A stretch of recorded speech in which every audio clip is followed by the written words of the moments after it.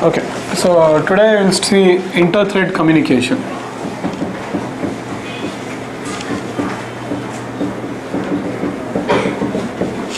What is inter-thread communication? Any idea? Inter-thread communication means it's a process of making synchronized threads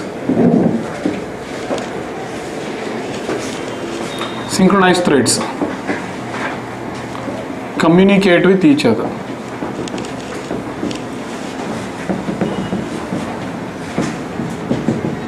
So it's a process of making synchronized threads communicate with each other. It is also known as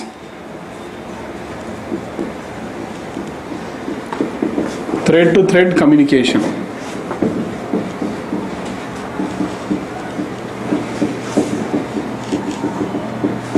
It is also known as thread-to-thread communication. See, to understand inter-thread communication now, okay, so we should understand first synchronization properly. If you understand synchronization properly, then only you can understand this concept. Okay, first let's understand the subject. Okay, this problem you will face while developing an application in any language, and let us see how Java gives you a solution to this particular problem while programming. So always you have to learn like this now. So we have to understand there's a problem while programming now, and while programming when we are facing a problem, how this language means Java comes up to give you the solution for it. Understood? So one side we have a concept and other side we have what? The support from Java. So one side the concept is there, problem is there. So other side what you have to go on learning is how Java provides the support for this. Always you have to learn programming in this way itself. Okay, what you people do is you mix up. You think what? Inter-thread communication is done by Java only. How to do it in Java only? You study like that. They are totally different. These are the common problems which occur in any programming application. Okay, and we have to understand how the language is giving support to that. And since Java goes on to give you the best solutions, this has found to be the best programming language. So it goes on to give you solutions for every problems now. Okay, so let's understand what is inter-thread communication. Now first concept we'll understand, and then we'll end up finding how Java gives you the solution for this particular problem now. Okay, so last time we saw, like you might have an object. Okay, you might have an object and it might have one synchronized method. So first we'll understand synchronization, and then we'll come to which one? Inter-thread communication. Synchronized void M1. Okay, we have a method called as synchronized void. M1 method is there now. So the requirement is very simple now. So this is one object of hello object.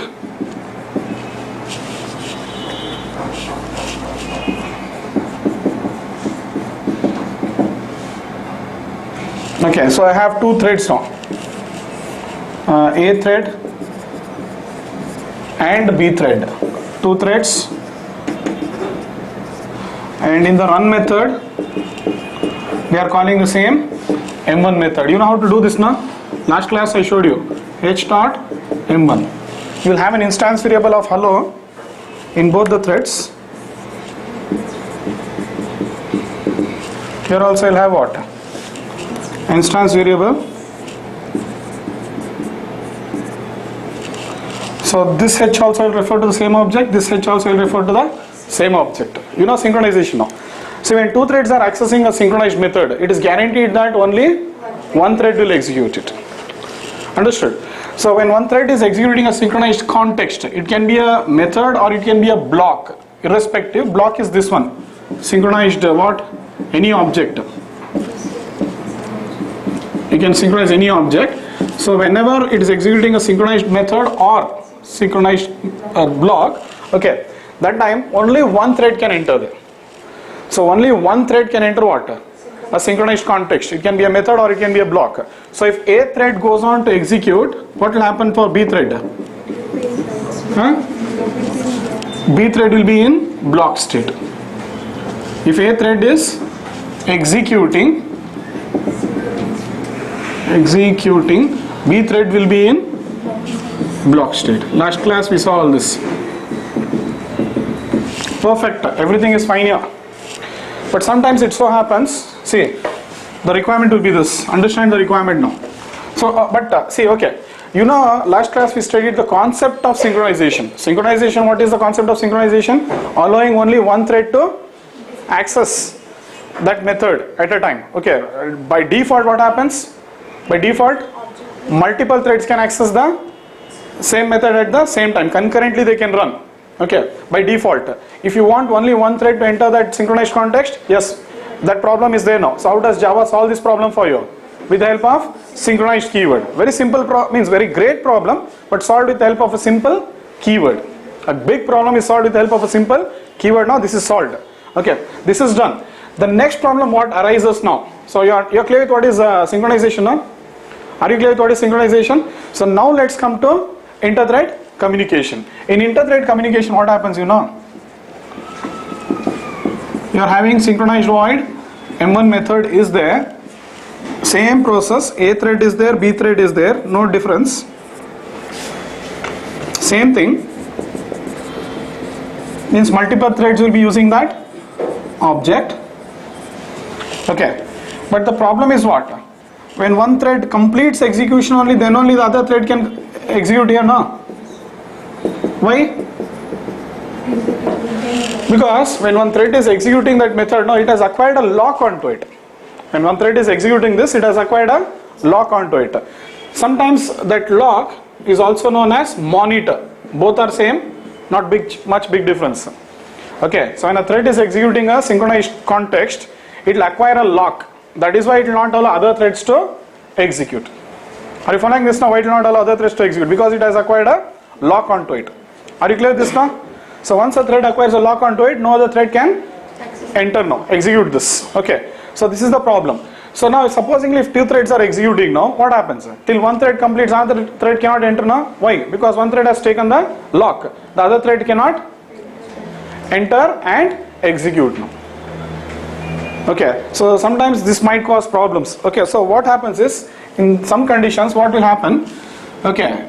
Sometimes you want to, while the code is executing, when A thread is executing now, you want to give up the code. Means you want to give up the lock. Understand the concept now.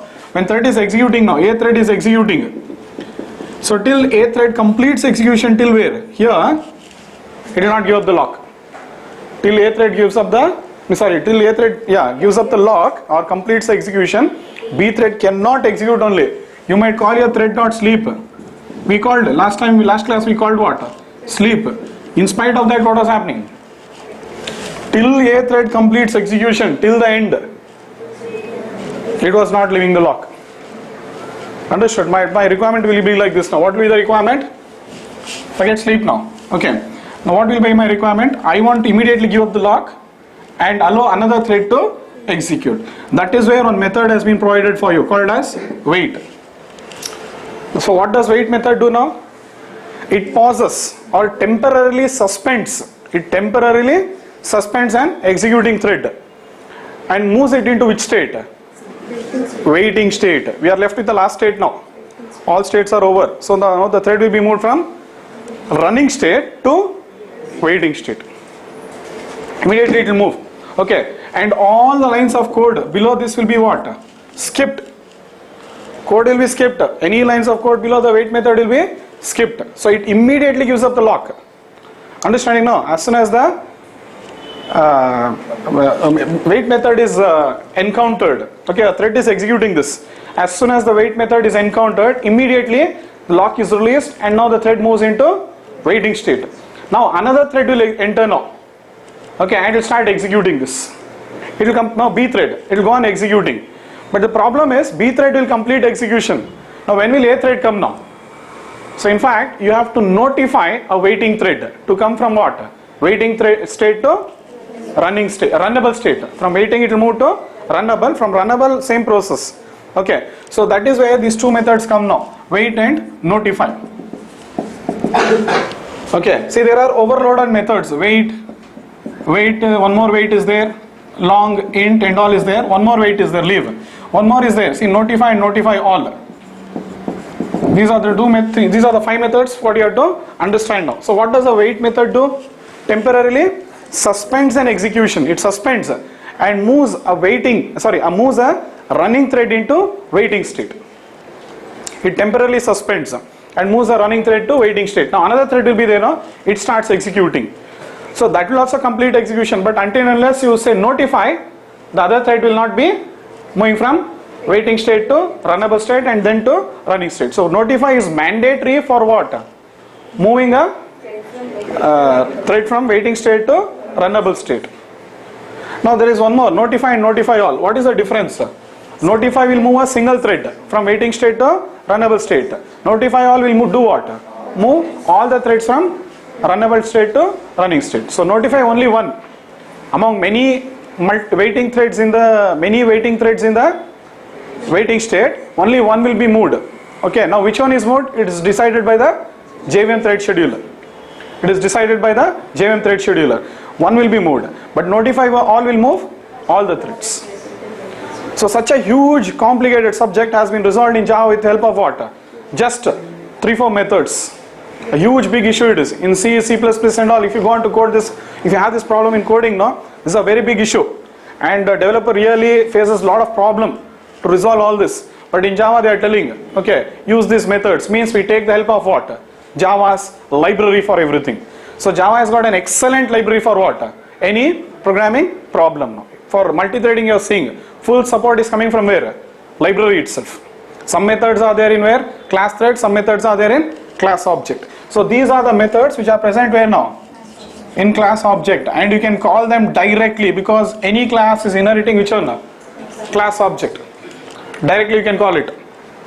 You don't have to use any object, thread T and all that. It is there in the superclass. Directly you can call it. You know how to invoke the member of, access the member of superclass in subclass now? So easily you can access the member of superclass in subclass. Simple. And it will be executed.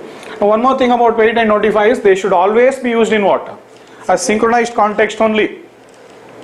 Okay, they should be always used in synchronized context only. So this entire process is called as inter-thread communication now. What is inter-thread communication? One thread communicating with the other thread. See, I am leaving, you come and execute. Now I will leave, you come and execute, like this. So multiple threads will be working on an object. They go on communicating. I will leave the lock or monitor, you come and acquire the lock and execute. That thread also will leave, another thread will come and acquire it, execute. So they go on communicating between each other. I will execute, then I will stop, you execute, I will stop, you execute. Like that they'll go on communicating. So this entire process is only called as inter-thread communication. Are you clear with this flow now? Are you clear with this? So shall I clear that side diagram, this one? You understood, see this last class we completed this one. We understood what is synchronization. This class what I am teaching you? Inter-thread communication. Are you clear now? Last session what we had discussed was, if one thread gets into the synchronized context, it will not leave that synchronized context until the thread completes execution. Why it will not leave the synchronized context until it leaves the until it completes the execution? Because it has acquired a lock or what?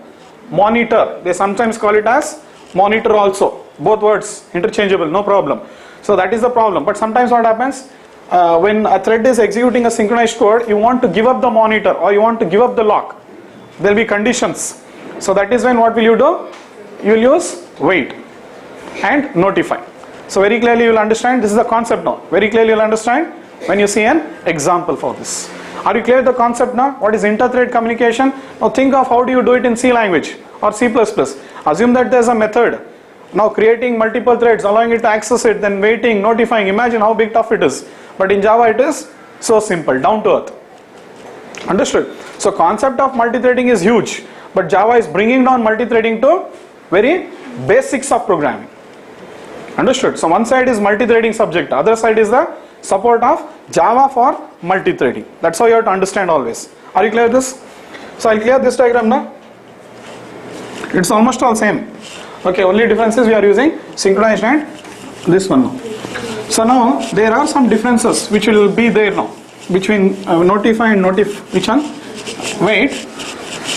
So what is the difference between one more wait is there. There are 3 overloaded methods. Check it out what it is. Anyway, so what does the wait method do now? What does the wait method do? We start seeing now. Step 1, what will it do? It temporarily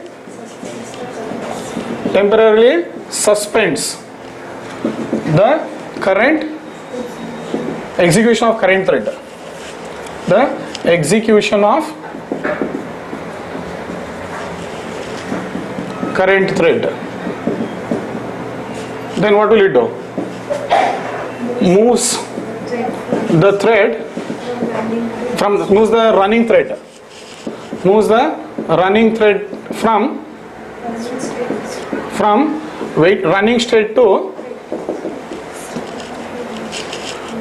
running state to waiting state. 3, what will it do? Releases the lock or monitor and allows other threads to enter and execute. Are you clear what is wait method doing? Are you clear with the concept now? Okay, fine. Now what does notify or notify all do? What will it do? So what does the notify or notify all do? I'll just write it in general, but the thing is, what difference is there between notify and notify all? Functionality wise everything is same. Difference is notify will move single thread, notify all will move all the threads. But I put it in a very general way. Okay, moves a waiting thread, or you can tells a waiting thread. I'll use it as tells and moves. You can put it like that. Tells and moves a waiting thread to runnable state.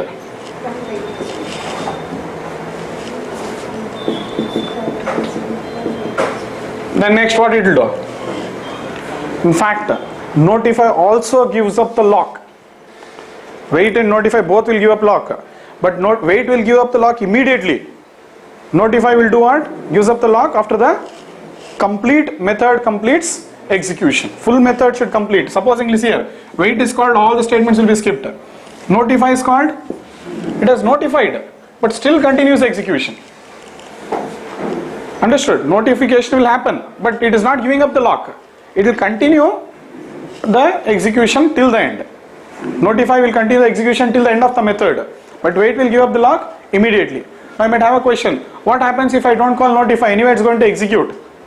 Yes or no? Notify will come. See, even if you don't call notify, what is going to happen? The method completes execution, but how will you bring a waiting thread to runnable state? Understood? So you have to call notify. If you put a thread to waiting state, it is mandatory that you have to call the notify method. If you don't call notify, what happens? A thread will complete the execution of the method, but it will not intimate the waiting state to move to runnable state. So see, generally we say notify also will give up the what? Lock. But that is not the main intention of using notify. The main intention of using notify is what? Is to intimate the waiting thread to move to runnable state. The main intention of using notify is to move the waiting state thread to runnable state. So notify, okay, or all this anyway, I was talking about notify only. It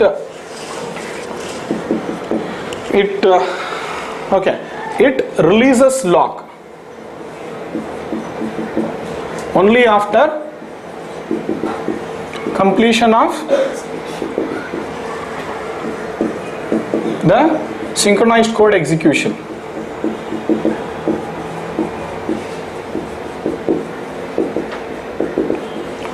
But its main purpose, it's not used for giving up lock.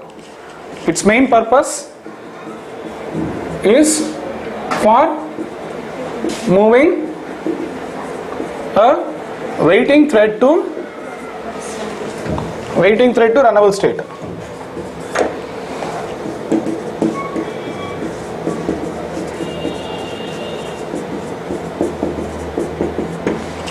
Getting the difference now?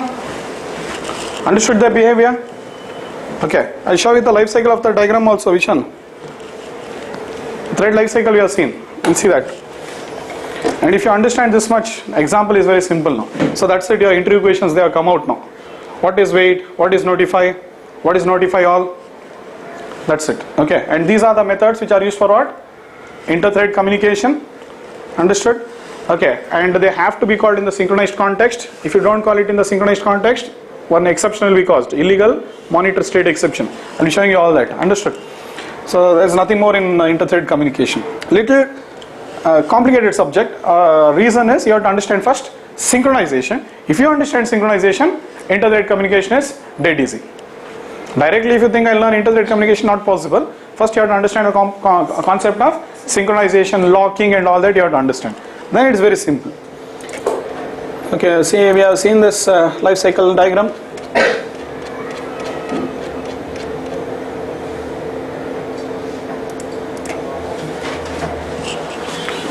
I'll erase this and again explain it to you, but just let me tell it to you now, because from new state it will move into which state? Runnable. From runnable it will be running now. If you call wait, what happens? It will move to waiting state. This is the last state we are discussing. Can you see this? New is over, runnable is over, running is over, dead, sleeping, waiting, blocked. All I have shown you. The last state now. Okay. So when you say wait, it moves into waiting state. Now when will it move to runnable state? When you call notify or notify or. Understood? There is one more way it will move. There is an overloaded wait method. I'll talk about that. Okay. There also when waiting time is over. Okay, I have to add it. When waiting time is over, you have to add one more here. When waiting time is over. Just add this. When waiting time is over. Where? This is one way how a waiting thread moves into runnable state. Another way is when waiting time is over. I'll add it in the diagram. Before I upload it, I'll add it. Are you clear? Okay. So I'll come back to this diagram and explain to you. I just highlighted that. When waiting time is over. Shall I clear this now? This side I'll clear. Okay, now actually how you use this two methods are, you will not call both of them one below the other. That you understand. Always generally it will be like this. In M1 method, if some boolean value, okay, true or false, you will be telling what? Wait. Else you'll be telling what? Notify. Like this. Generally you write the code like this. Okay, you'll not use one below the other. You'll be using them in maximum, means many times you'll be using in conditions only. If some condition, wait. Else some condition, notify. You cannot use it together. You'll be using it together, but provided by giving conditions like this. Understood? So now say, wait means what will happen? Immediately all the lines of code below wait will be in the if block, will be skipped. Okay, notify means what will happen? All the statements will be executed and then it will give up the monitor. But before it gives up the monitor, it has notified a waiting thread. Before it gives up the monitor, it will be giving up the waiting thread. This is the actual subject now. Are you clear with this now? So wait, same process, nothing else. But actually this is how you write the code now. Understood? If and else condition you will be using. So I'll show you one simple example now. You'll only get the idea. Are you clear with this basic idea now? Any questions you're having? It's all about what? One example to make you understand the concept. Summary is over. Shall I clear everything what I have written?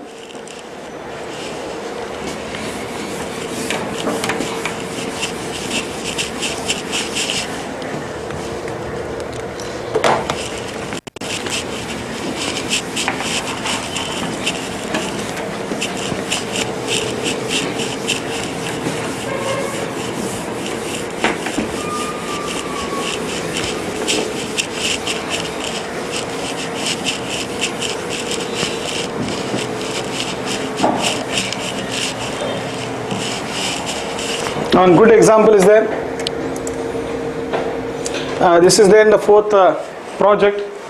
Okay, fourth project, inter-thread communication. Only one example is there.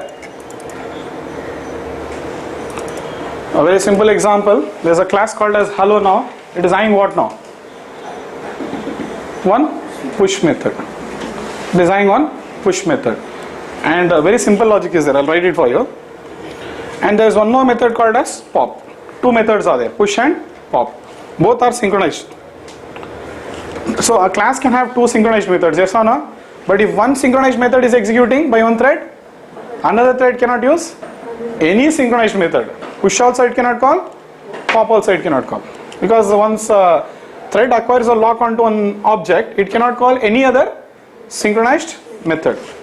We know this. So push is one synchronized method, pop is one more synchronized method. Supposingly one thread acquires push method and is executing, another thread cannot execute what? Push method also, pop method also. Both it cannot execute. Okay, anyway, so now say this. There are two threads. You know how to make two threads use that object now?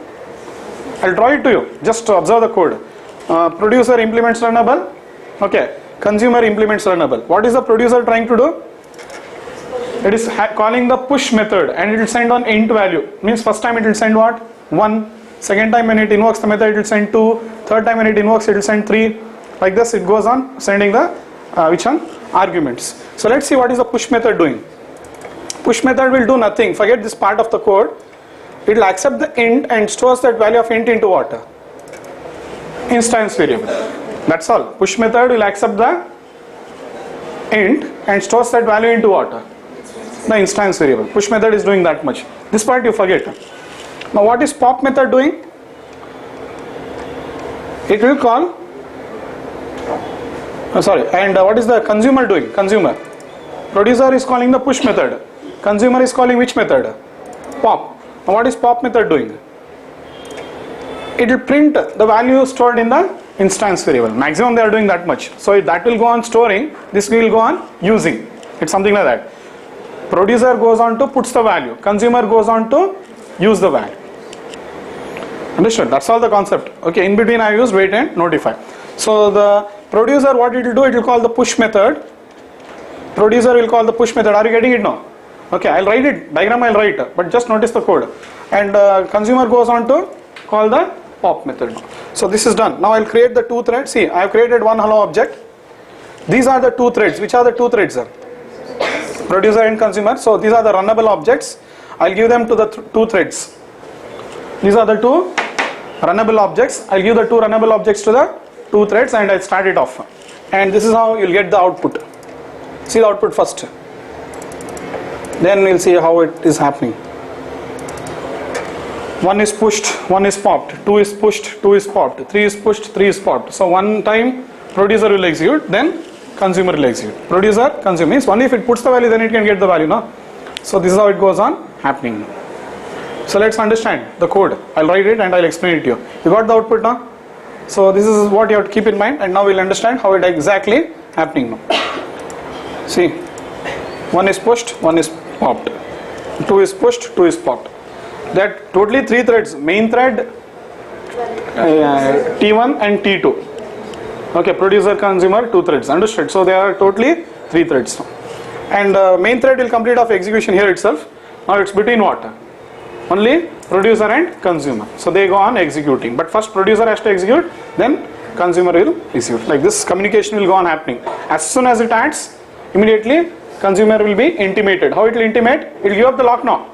Because when producer is executing now, consumer cannot execute pop method. Why it can? When producer is executing the push method, consumer cannot execute the pop method. Reason is object has been locked. Object has been locked. Since the object has been locked, it cannot execute. So till it moves out. How it will move out now? By calling wait method. Understood? So like that it goes on executing. Clear? So you'll see this. I'll draw it for you. And anything else to be noticed here? Yeah, we'll draw it with diagram.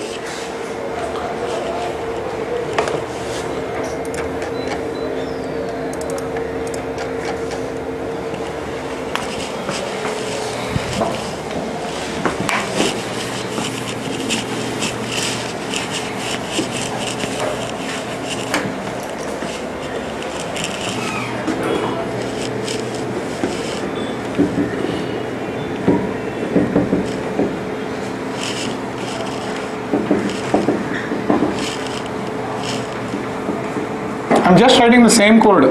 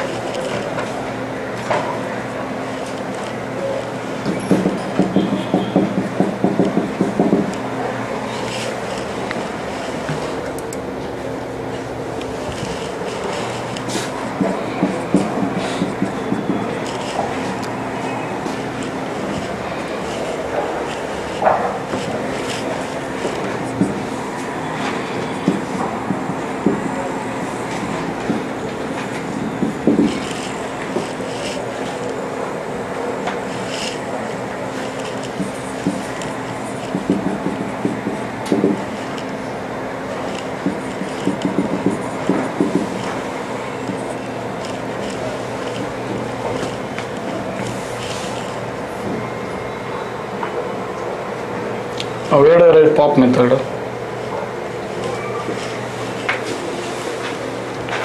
I'll do one thing, wait. What? 1 second, wait.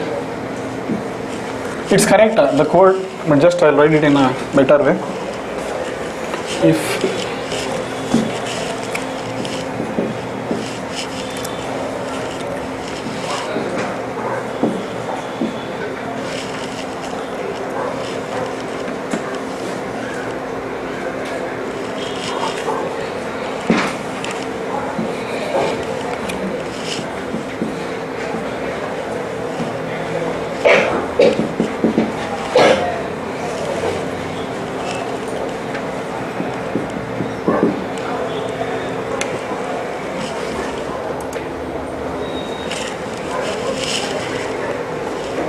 I try away.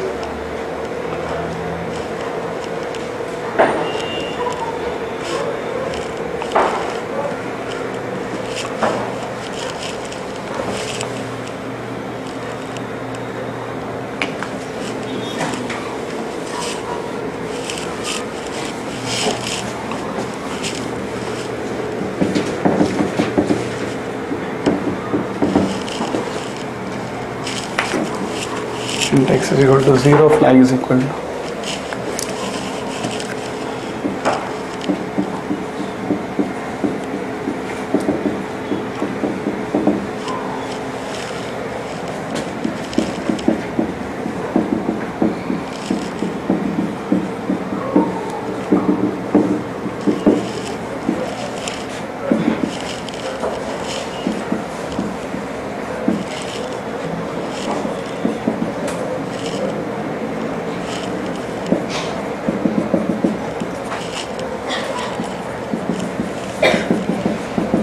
Here IE means interrupted exception. Wait method also throws interrupted exception.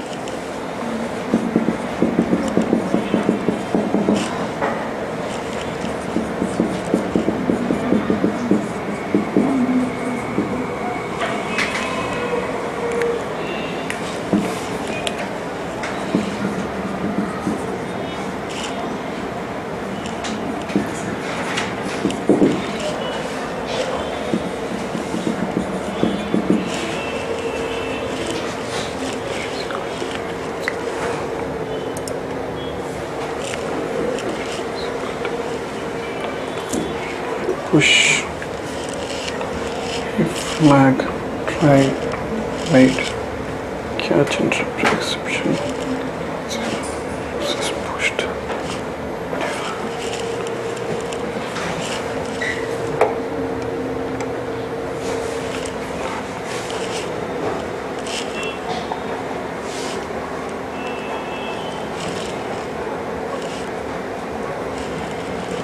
Yeah, this is the object.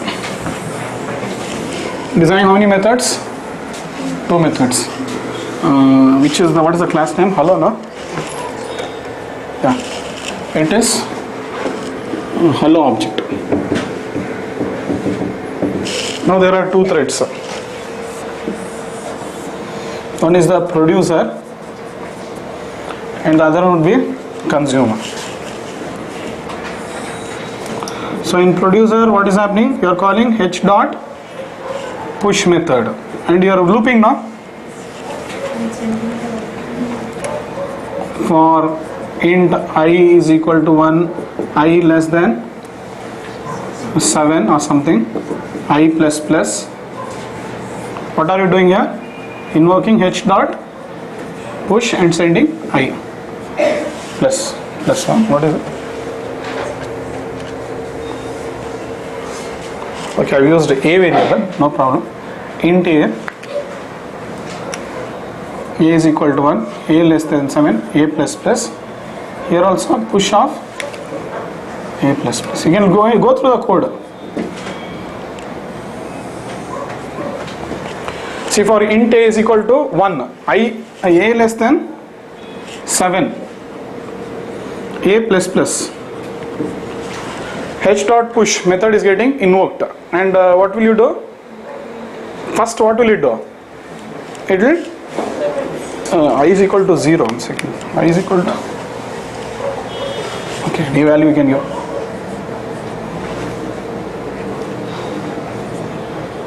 Means I'm just trying to write what is there only, because you'll write this and try to type there. One small here and there mistake also, you'll start getting confused. That's why I'm trying to write the same code. Int a is equal to 0, a less than 7, a plus plus, h dot push. Now here what is happening? Consumer, what it is doing?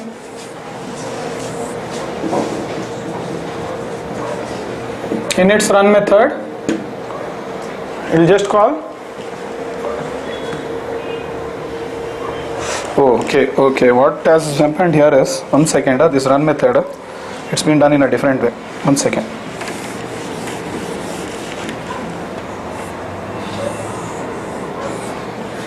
There is one variable, local variable in run method. Int a is equal to 0.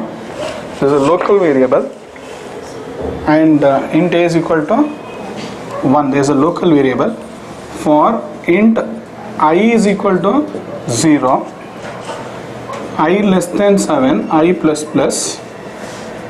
Now you are calling h dot push of a plus plus. See, I is used for iteration, value of a is used for sending the value. I'm sorry about that.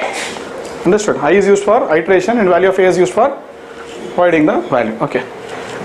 Here that is what is happening. Int a. But you have to put effort like this only and learn.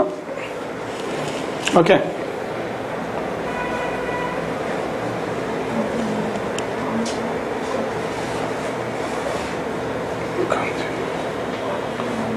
In this method what happens? You'll just write for int I is equal to 0, I less than 7, I plus plus h. In the loop you will say h dot pop method you will call. That's it. Okay. So now what will you do after writing these two? You'll start the threads. So which one will execute now? You can take any thread, producer or consumer. Which one you want? Assume that consumer starts off big first. What will the consumer do? It calls which method? Assume that this one. There are two threads now. Anyone can start. Okay. Assume which method is it going to call now? Pop. So pop method is getting executed if not flag. What is the value of flag actually? False. If not false means what? True. So true condition goes on to execute. And what will it do? Wait method is called. Wait means what will happen? It goes to what? From running state it moved to waiting state. There were two threads created. Out of the two threads, consumer thread came from runnable state to running state. And from running state it has moved into waiting state now. So when this has moved into waiting state, it has given up the lock. Till it was executing, the producer couldn't have executed which method? Push method. Why? Lock has been acquired. Understood? So if one thread is executing a synchronized method, another thread cannot execute any synchronized method on the same object. So it will be waiting now. So that goes to wait now. Now this will start execution. What will it do? Push method. So if flag means what? False. It will not execute. If value of flag is what? Still false only. So now what happens? Flag will become false. So now this if condition is not executed. What is happening now? The value of x, whatever you are sending, what is the value of x now? First it will give the value and then increment. What is the value of a already? 1. So first it gives the value to x. What is the value of x? 1. And then it will increment. A will increment. Forget. But value of x is still now 1. So the same x has been given to which one? The instance variable. And it will print what? X is pushed. And as soon as it says x is pushed, what will happen? Notify. Notify means immediately the waiting thread will come into what? Runnable state. If you had not called notify, what would have happened? It would have been waiting only. So that's why you have to call notify. So once you call notify, what happens? The waiting thread, which one? The consumer moves from waiting state to runnable state. From runnable, what happens? It will come into running state. Now what was the pending statement? All these pending statements will get executed now. Again it will acquire the lock now. Again the which one?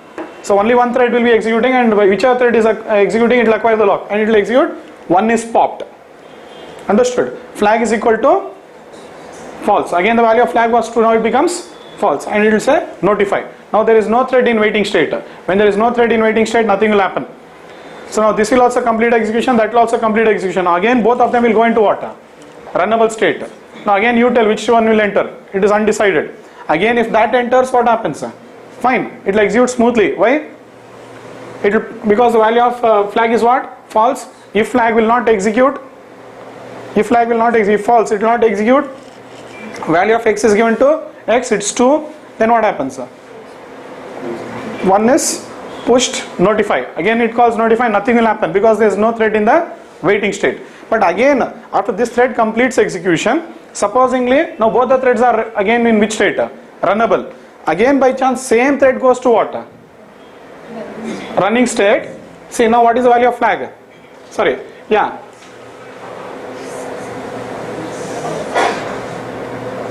This I did not change the value here. I have to change the value here. This dot x is equal to x. You have to say flag is equal to true here. 1 second.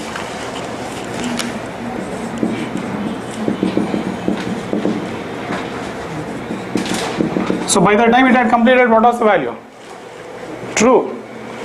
So now if true means again it will go to waiting state. So this thread only will be forced into move into what? Execution now. So like this it goes on. You put diagram and you notice, you will only understand. So that's how they go on communicating. Both the threads are using what? The same object, and they go on communicating with each other. Understood? Now this is the concept. One simple example to give you an understanding on which one? Inter-thread communication. Are you clear with this now? Any questions you are having? If you want, let me repeat it once again. Say first which thread you want to execute? Which thread? Producer or consumer? Whichever one you want to tell now. Producer, no? Okay, we'll take consumer only because this is the one which puts it into first waiting state. Producer is very simple. It will call what happens. If flag, it is false now. False condition is not executed. Where it will go? After that, value of 1 is given to x. It prints notify. Note means even notify is called and no thread is in waiting state, nothing will happen. So 1 is pushed. Okay. Now it will go to which state? Runnable state. Now again both the threads are in which state? Runnable. Any thread can come out. If this thread comes out, what happens? If true, what will happen? True, it's already true now. Because this only changed. By the time it moved out, it changed it to true. If true, what happens? This thread moves into waiting state. Now it moves. Definitely the other thread has to come now. So when it comes, what happens? It will execute. So if not flag means what? It's true. If false, it becomes. If false, this will not execute. Instead what happens? Because the value of false is this time what? True. Now it was changed previously. It is true now. If not true means obviously it becomes false. So when this is false, it will not execute this if block, and instead it goes on to execute what? 1 is pushed. And then flag is equal to false. Again it will change. And then again notify. So when you say notify, that was waiting now. That will come to execution now. It will continue now. From where?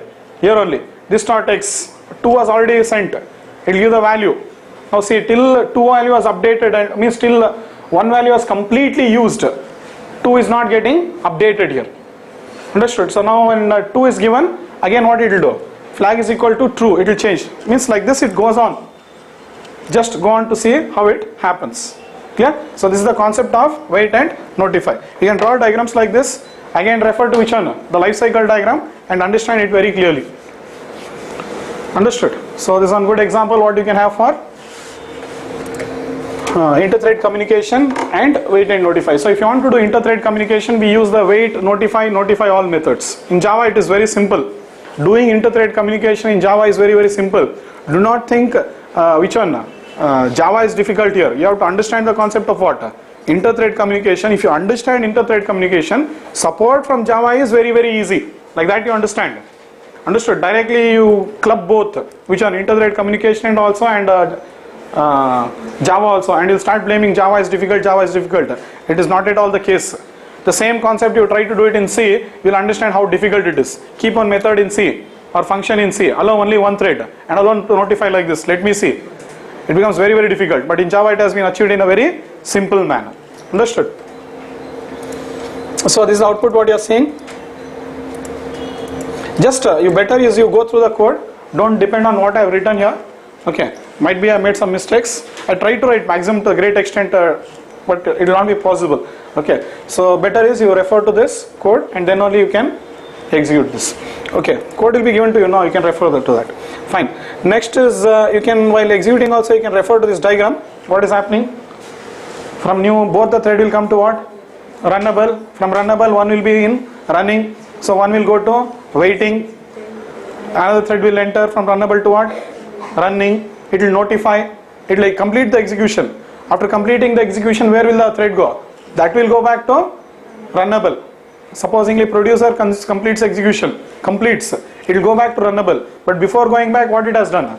It has notified. That thread will come to what? Runnable. So both will be in runnable. Both will be in runnable. Which thread will come? Depends.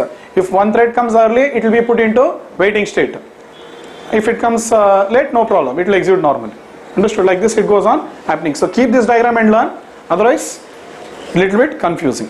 Clear this now? Any questions? Concept of what? Inter-thread communication is achieved with the help of wait notify methods in Java's library. Java's library is giving you support for that. Clear this? Any questions? Should I clear what I have written?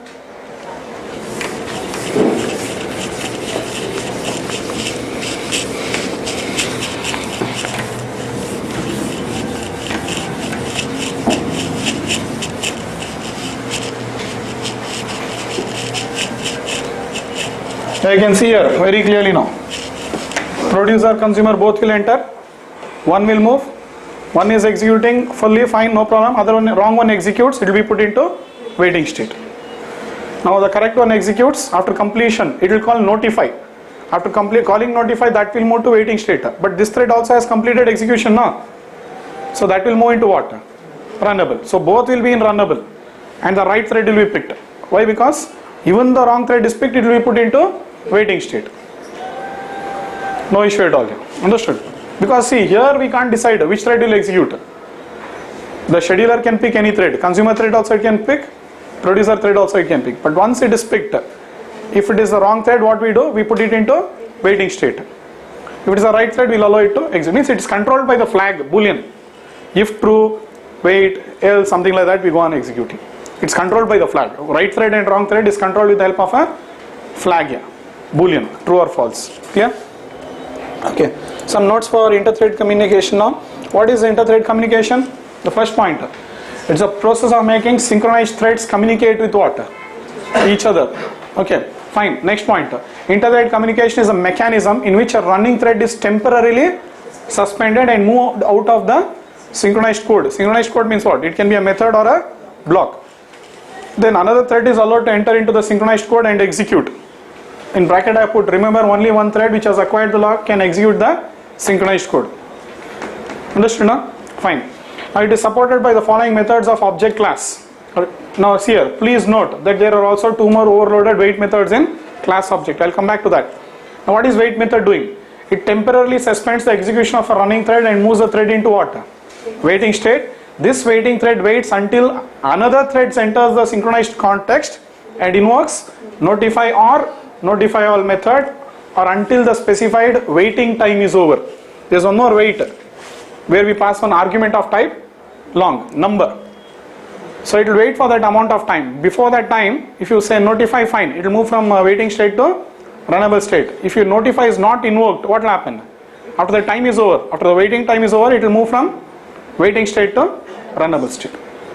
That is what is the overloaded wait method.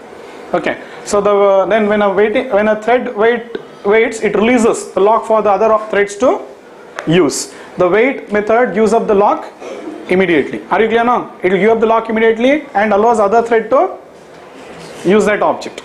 Are you clear with this? Yeah, what does notify do now?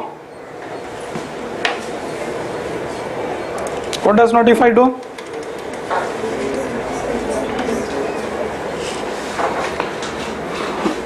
Notify moves only one waiting thread, that is waiting for the object's lock to runnable state. If there are multiple threads present in waiting state, then only one thread will move from waiting state to runnable state. There is no guarantee which thread will move and it will be decided by the scheduler, JM thread scheduler. Fine. Notify all, what will it do? will move all waiting threads that are waiting for the object's lock from waiting state to runnable state. Now once all the threads move from waiting to runnable, again we can't predict which one will be used. Any thread can be picked from runnable to running. Next, note, a very important note now. See, both notify and notify all give up the lock. It will give up the lock. Okay. After the thread completes execution of the synchronized code, but not immediately like wait. This will also give up the lock, but not immediately. Instantly it will not give up. Okay. But do not use wait for that purpose. You should use wait for what purpose? The main goal of using these methods, which are notify and notify all, is to communicate with the waiting thread and move it to runnable state. Wait is purely used for putting it into waiting state. Notify is used for intimating a waiting thread to move into runnable state. That is very clearly documented. Clear? Now some key points about wait, notify all methods. See, all the methods should be called in what? Synchronized context. If any of these methods are not invoked in a non-synchronized method, then you'll get this exception. I'll show you now. What? Illegal monitor state exception. A very famous interview question. Why do you get illegal monitor state exception? Say I'll remove synchronized and try to call it. Synchronized has been removed for what? Push method. You can see that illegal monitor state exception occurs. So this is a very famous interview question. So you have to call it in a synchronized context only. Next, only a thread owning a lock can call any of these methods. Okay. Now the wait method moves a running thread to waiting state and makes it to wait endlessly. See, I am talking about wait now. The wait method moves the running thread to waiting state and makes it to wait endlessly till the notify method is invoked.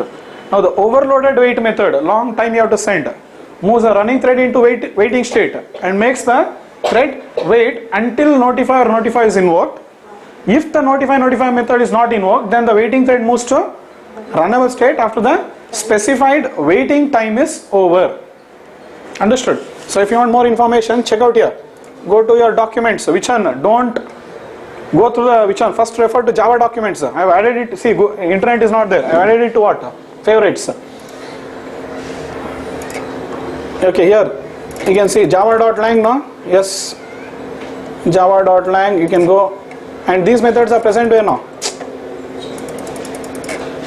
Class, object. Select the package. Select the class,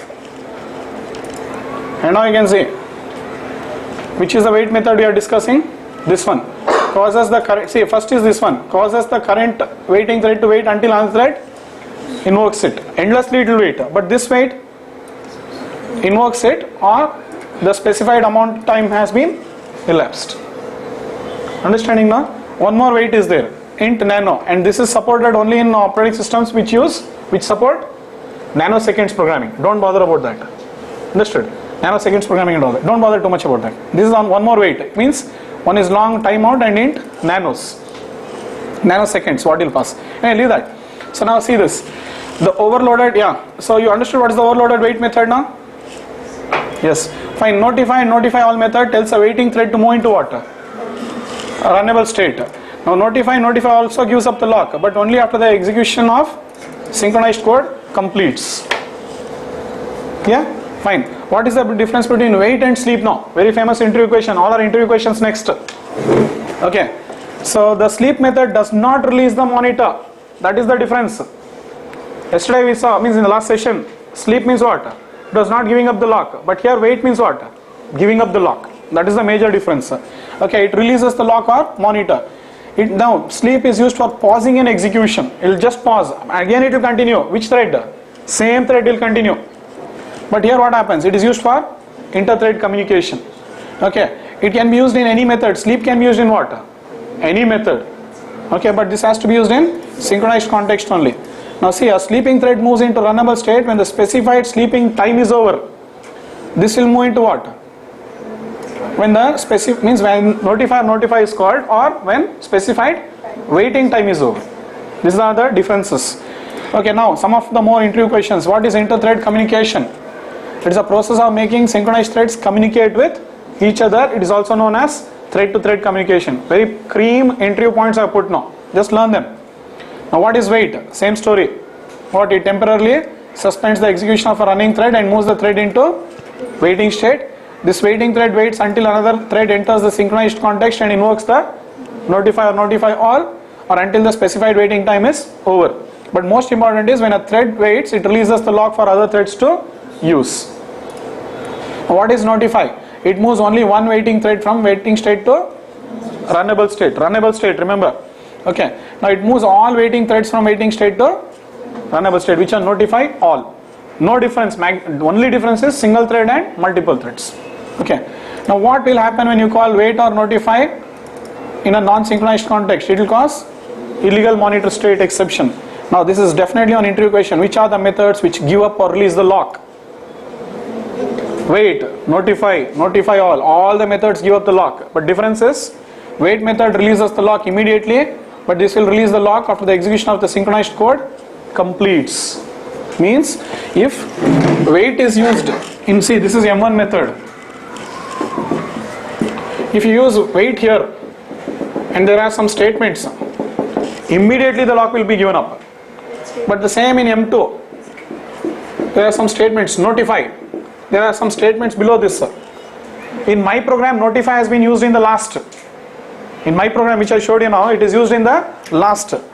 See here. Notify has been used in the last. So here it will not make that much of a difference to you. Okay. So if it is used in the middle, it will give up the lock. But only after, means it has notified, that's it. It will notify and continue execution. Understood? While executing, now what it will do? It will notify a thread in the waiting state and it will continue execution. That is what is actually happening. But generally we say it gives up the lock also. Okay, that is a concept, because in SCJP is a very famous interview question. Which are the threads which give up the lock? Okay. Now which are the threads, methods that do not give up the lock?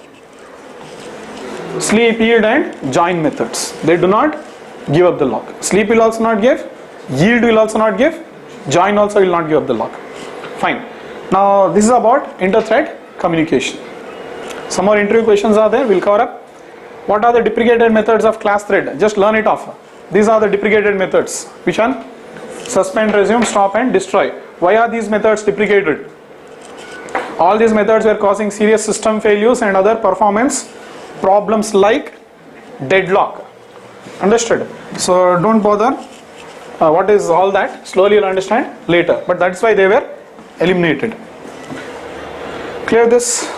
So this completes what? Inter-thread communication. So we'll move to the next topic now, called as daemon threads. Clear? Very simple topic. We'll cover it up. Okay. Are you aware of what are daemon threads? It's a concept again. What is the concept of daemon thread? You know, no? See, like sometimes you want a thread to execute, but that will not be visible to you. Behind the scene it will be running.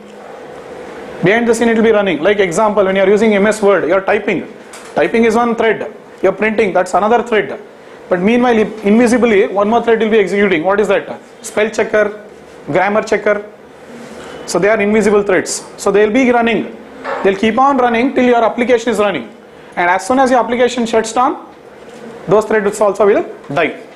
So daemon threads always go on executing till the child thread or user threads are executing. Daemon threads go on executing till the child threads are user threads go on executing. As soon as the child thread and user thread completes, okay, they also will be destroyed. See, the concept is very simple. What happens now? There are two types of threads in Java.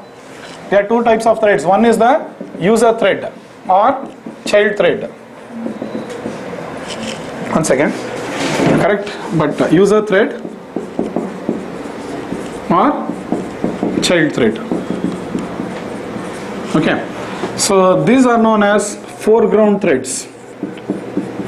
Foreground threads means they'll be running in the front. Now daemon threads are known as what? Background threads.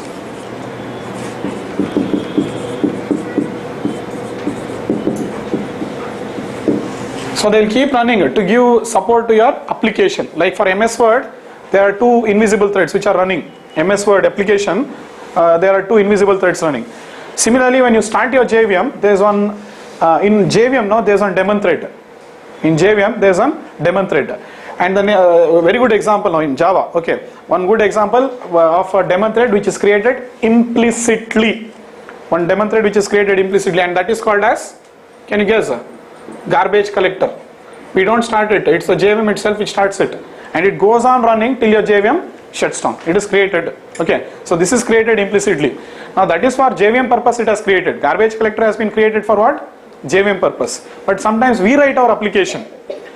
In our application also we might need what? Daemon threads. Yes, we can do it. Very simple. I'll show you how to do it. Understood? Are you understanding the difference now? The daemon thread created by JVM is used for what? Its own purpose, for JVM purpose. Now the daemon threads created by us will be used for what? Our application process. Understood? So anyway, this is one of the good example in Java for a daemon thread now. Okay. So we'll see how to create it. Very simple program, and that will complete the concept of what? Daemon thread. For a fresher, definite interview question. Difference between what? Daemon thread and user thread. There are two types of threads. Remember that. Which are the two types of thread? User thread and daemon thread. Till now we have learnt what? User thread. See, functionality wise there is no difference. Functionality wise there is no difference. How the life cycle is there, all things will go on happening. Same thing. But means how wait is called, when wait is called, what happens, all that will go on happening. But only thing is, user thread completes execution, this will not complete execution. Can you guess why daemon thread does not complete execution? Because it will be put in an infinite loop. It will be, means the run method here will consist of what? This thread will contain an infinite loop. Thread will contain an infinite loop.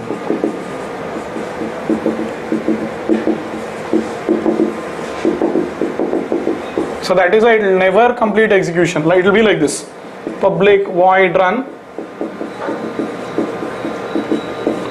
while true, and some statements will be here. Finished. It will go on executing while true, while true, while true, till it will complete the execution. Again it will start, again it will start, again it will start. You see an example, you will understand. Clear? Shall I clear what I have written?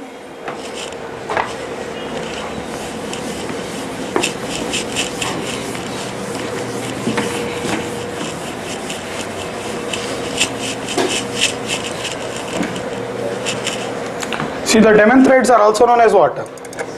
Service threads, and simply run in the background to provide service to user threads in your Java program. You will write on Java program now, it can keep for your Java program you can create your daemon thread also.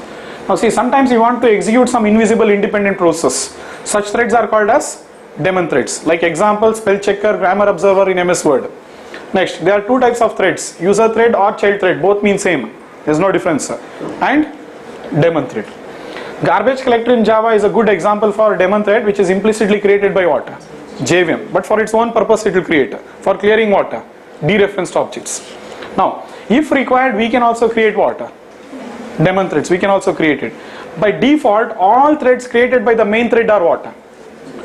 Our user threads are foreground. Till now, whatever threads you have created, they are all user threads are foreground threads.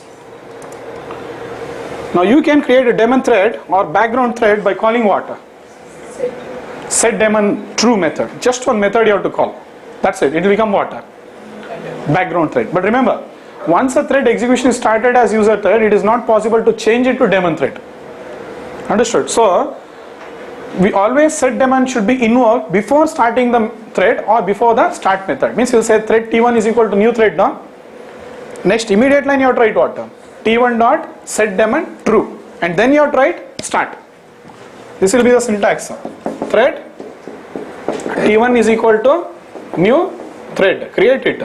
T1 dot set daemon and pass a value of true. You have to pass true. Understood? Then you will say start. This is what you have to understand here. So before start method you have to call set daemon. That's the point now. Okay, so this was the point I told you just now. So always set daemon should be invoked before the starting the thread. Next, we can check whether a thread is daemon thread or not by calling what? Is daemon, whose return type is boolean. You can check. So these are the two threads related to what? Daemon threads. Set daemon, is daemon. Okay, sorry, set daemon and is daemon. If true, it is a daemon thread. Now, see the execution wise. JVM treats both user thread and daemon thread in the same way. There is no difference. The only difference is JVM will shut down. JVM will shut down as soon as JVM will shut down as soon as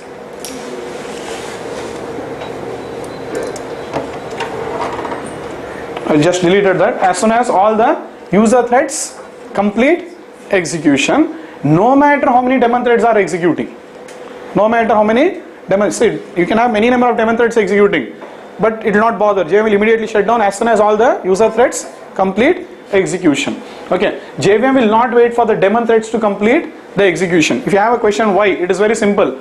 JVM does not wait for the daemon threads to complete execution, because when there is no user thread running, then there is no use of daemon thread to provide service. When there is no use. Okay, so generally the run of a daemon thread will be in a infinite loop.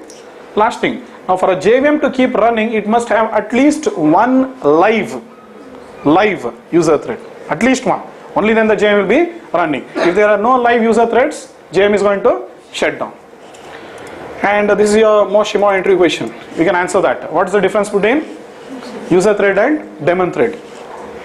JVM treats both user thread and daemon thread in the same way, execution wise. Okay, only difference is what? JVM will shut down as soon as all the user threads complete executions, no matter how many daemon threads are executing. JVM does not wait for the daemon threads to complete execution. This point to be clear. Next, if you want example for that, again, always if I tell you one concept, example you need. Very simple. I have kept it in the second project. The example for daemon thread has been kept in the second project. You can go there.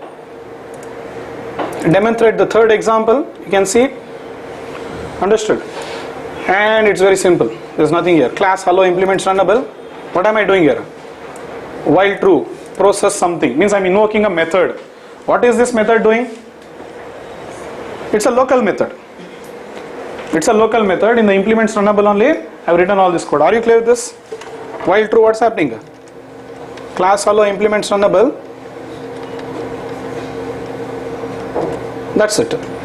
It will go on. While true, what it will do? It will invoke this method. What is this method doing? Printing something. Don't bother. You can write any logic here. So it will be running behind the scene now. Understood? Whatever code you write in this method, in run method, here, if you want to write the code directly here, because since it becomes very big, what we do? We write it in other methods and invoke the method here. And now see the output. What is this thread doing now? See, main thread, what it is doing? Normal now. It will create the thread. What is it doing? Set daemon, then start. If you want, you can check whether it's a daemon thread. It will be what? True. Now say thread.sleep. I'm putting the main thread to sleep for what? 30,000 seconds, milliseconds. And now see, so till the main thread is sleeping, what happens? That will go on executing. Means that thread is alive. Sleeping means forget, that is secondary, but this thread is alive. So as long as main thread is executing, this goes on executing. Now see this, and this will also sleep, no doubt.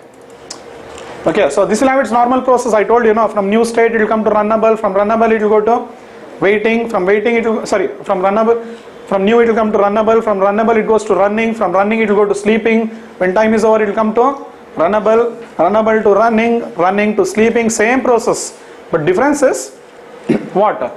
As soon as user thread completes, JVM shuts down. It will not wait for the daemon thread to complete execution. See this.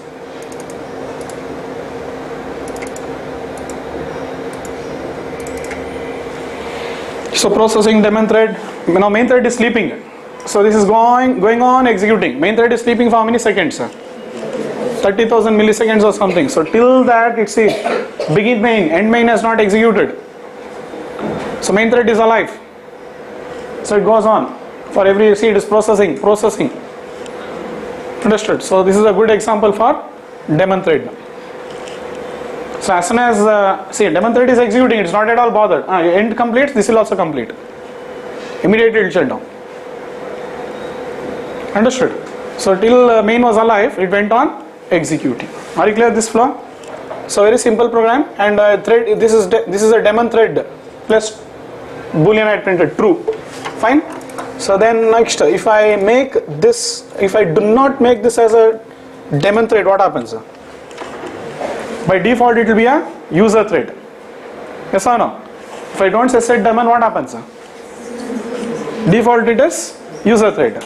And you are putting a user thread into what? Infinite loop this time. So that time what will happen? Main thread will complete. But this thread will never complete. Means your program will keep running. So be careful. I'll just show you what happens. Your program will never complete now. It is false this time. Okay. So it will go on running. Which one? The main thread will complete. In spite of that, what happens? The user thread. No, it's become a user thread because we are not called the method set daemon. So it will go on running. So till the user thread completes, JVM will not shut down. Are you clear with this? Okay, let it happen. You keep observing that. Now let me finish up some more points now. See, we have completed maximum in depth about what? Multi-threading. Okay, maximum we have covered. See, main thread has completed. But still you can see. Now don't think this time it's a daemon thread. It is what? User thread. Understood? This time it's a user thread. So it goes on. The only way to stop this is what? Close Eclipse. Means shut down terminate the JVM. Understood? The only way here we terminate the JVM is shut down the Eclipse. It will terminate. That's it. Okay. Fine now. So let it happen. Now say I will terminate it off and switch it off. Clear now? Say I will shut it down. Whatever you do, it will not stop now. Understood? So close Eclipse. If you are in edit plus now, it will be executing in what? DOS prompt. There you have to say Control C. Control C will kill the program. That's it. Yeah. So this is about daemon thread. You got the differences now? This is one difference which is asked extensively for you. And see, we have completed maximum of what? Multi-threading. Maximum of multi-threading we have covered. So this what knowledge I have given to you now on multi-threading is equivalent to even more than people who are working in industries now for 4 years or 5 years. Right now you will not understand the value of this. Okay, people working in industry who are having 4 years or 5 years experience also, they do not have this much of knowledge. Frankly, I am telling you. Okay, 4 years or 5 years also, they do not have this kind of a knowledge. So your knowledge right now is equivalent to what? 4 to 5 years of people working in industry. First thing. Second thing. Okay, so it is equivalent to 4 to 5 years. Second thing, it will help you to get job. Your favorite. Third, it will help you to survive in industry. Getting job is not important. Next what? Surviving is important. Help you to survive. Lastly, it will help you to clear SCJP exam also. So these many valid things are there. Understand. Help you to clear SCJP exam. All the topics I have covered. Maximum. And you don't have to go into multi-threading in your lifetime again and learn anything. Maximum I have covered. Clear? So this is what is about multi-threading now. Now, the most important thing about multi-threading now is one example which I will show you. We have already seen it. Multiple threads accessing a single object. Yes? And when multiple threads access a single object, what happens? One important point is there.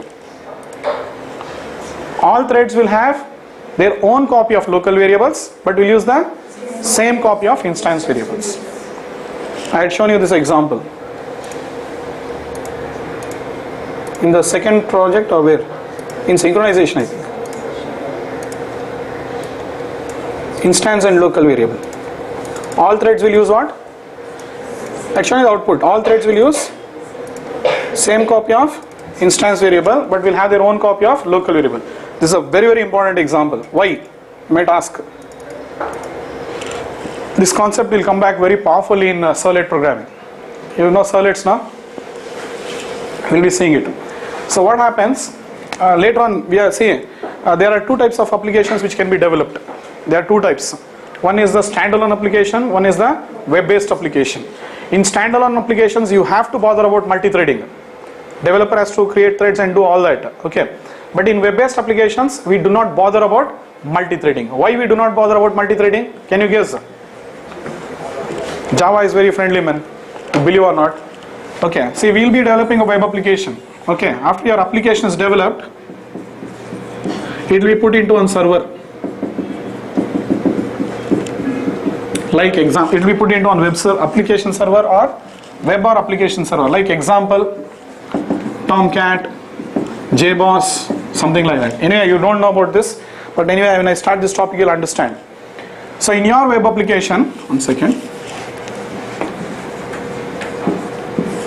this is your application now. You will be having one hello class.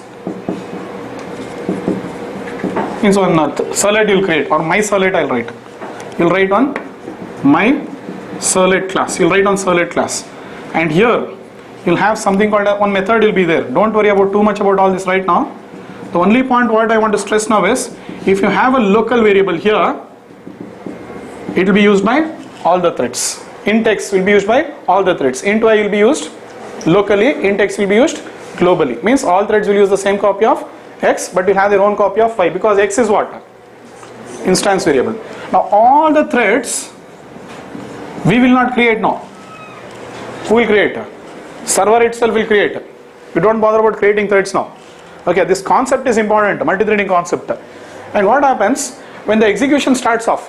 When the execution starts off, means there's something called as a request which happens. The user will make a web request. It will come to your application. Now one thread will come outside the pool. It will execute this method and it will give back the response. Means you've seen Gmail and all now. You make a request, it will execute and give back the response. Same thing will happen. Understood? But only thing is, these threads we will not be creating. But what you have to understand is, clear? Okay. Your code will be running in multi-threaded environment. Your code will be running in multi-threaded environment. So you should be very, very careful in designing this class, not threads, because your object will be used by multiple threads. Your object will be used by multiple threads. Are you getting the concept now? I was writing class hello and making it be used by what? Multiple threads now. Like many threads, A thread was using hello object, B thread was using hello object, producer was using hello object, consumer was using hello object. Like that, multiple threads will start using your object. So you should be very careful in designing only this class which will be used by multiple threads. So be careful if you declare an instance variable in servlet, okay, because if you write it, it will be used by all the threads. Okay, and this topic when I am talking on servlet, I'll definitely revisit this. Okay, so all the concepts of multi-threading will be revisited there, and you'll get the full clear idea of how multi-threading will be used in your programming. But literally we do not code multi-threading. The concepts will be happening in the background. Okay, we'll only have to bother about what? Writing our business logic. Means what logic you want for your application, you write that. Means when the user gives some value, username, password, you concentrate on writing that logic rather than writing what? Multi-threading, multi-threading and all, don't bother. So this is the difference between standalone and web-based. So in standalone, multi-threading is mandatory. In web-based, not that much, highly mandatory. Means practically I'm telling you where multi-threading, how it is used. How multi-threading is used in standalone applications, how multi-threading is used in web-based applications. Understood? That you should know now. Clear? So we have completed multi-threading now. Any questions you are having? Yeah? Any questions? No questions? Okay, that's it.